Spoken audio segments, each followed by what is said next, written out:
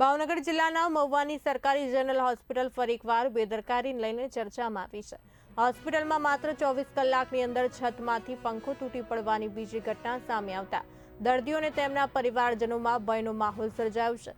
ગઈકાલે પણ હોસ્પિટલના એક વિભાગમાં પંખો પડવાની ઘટના બની હતી અને હજુ આ ઘટનાને 15 કલાક પણ પૂર્ણ થયા ન હતા ત્યાં ફરી એકવાર છતમાંથી પંખો નીચે ખાબક્યો। સદનસીબે બંને ઘટનાઓમાં કોઈ જાનહાનિ કે ઈજા થઈ નથી, પરંતુ સતત બની રહેલી આવી ઘટનાઓ હોસ્પિટલ તંત્રની કામગીરી સામે ગંભીર સવાલો ઊભા કરી રહી છે। મારું નામ આરીફ હુસેનભાઈ કાળવદર, હું મહુવામાં રહું છું ને 3 દિવસ તમને સરકારી હોસ્પિટલમાં એડમિટ કરેલો છે અને કાલે એક પંખો પડ્યો હતો ત્યારે એક બેનને ઈજા પહોંચી હતી અને આજે પણ એ જ થયું છે અને આજે 2:30-3 ના ગાળામાં પંખો પડ્યો છે। મારી જાન રહી ગઈ છે ને ઈજા પહોંચતી મને અડધી રહી ગઈ। મારી ઉપર જ પીડાયા।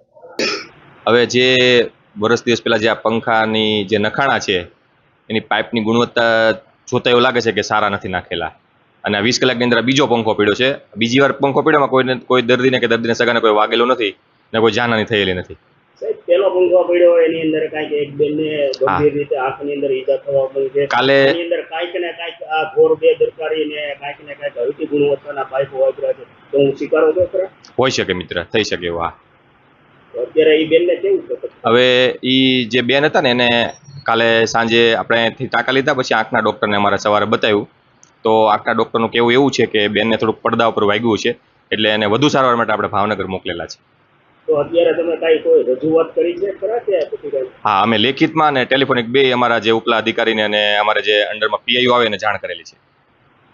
કેટલા દિવસોની અંદર આ સમારકામ થઈ જશે એવું આશા રાખીએ? હવે અમે જાણ કરી છે, હવે